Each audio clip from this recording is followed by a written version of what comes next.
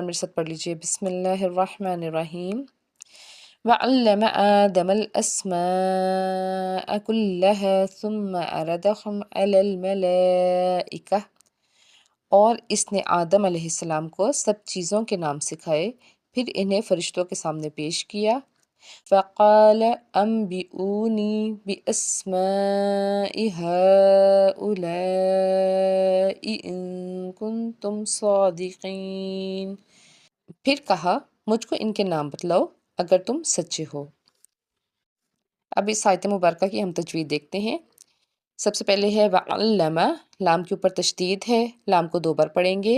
آگے ہے آدم، الف کے اوپر کھڑا زبر، 1 الف کے برابر اس کو کھینچ کے ادا کریں گے۔